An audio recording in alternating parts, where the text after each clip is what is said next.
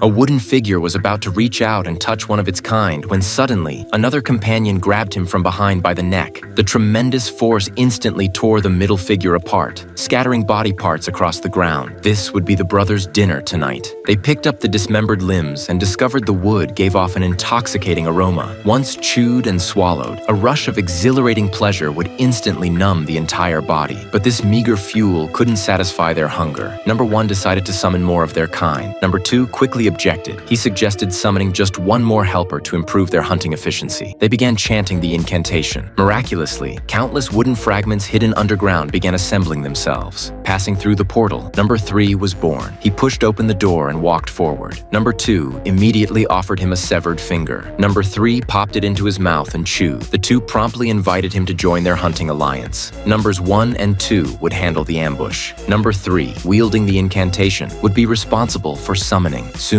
a new wooden figure was born. Under Number 1's guidance, the curious newcomer stepped forward to examine his fellow kind. But the next second, Number 2 attacked from behind. Under the powerful force, the newcomer became fresh fuel. Yet when dividing the spoils, Number 3 received only the smallest scrap. Resentment took root. He quickly chanted the incantation and secretly summoned another wooden figure on his own. He deliberately offered the tempting fuel remains to win loyalty. Numbers 1 and 2 were furious. To strengthen their own faction, both sides began chanting incantations relentlessly. Soon, hundreds of new wooden figures surged through the doorway, rapidly splitting into two warring factions. A brutal civil war erupted. They gnawed and tore at each other madly, all fighting over the limited fuel. Severed limbs scattered everywhere. One by one, living beings became fuel amid agonized screams. Before long, only Numbers 1 and 3 remained on the floor. By now, bloodlust had blinded them both. During the fight, Number 1 bit off Number 3's tongue. The searing pain sent Number 1's adrenaline skyrocketing. With one punch, he shattered Number 3's head. Number 1 had won, but at a devastating cost. Dragging his exhausted body, he devoured the fuel strewn across the ground to satisfy his craving. Soon, when the fuel ran out, he crawled toward the fallen blueprint once more. But without a tongue, he could no longer chant the incantation. He pulled open the door, only to find an endless abyss beyond. As the energy inside him drained away, he could no longer move his body. He soon collapsed into a pile of fragments. An unknown time passed. Deep underground, a new cycle of life began to stir. A new wooden figure pushed open the door and saw the bones scattered on the ground. Unable to resist temptation, he picked up a finger and took a bite. An unprecedented wave of pleasure surged through his entire body.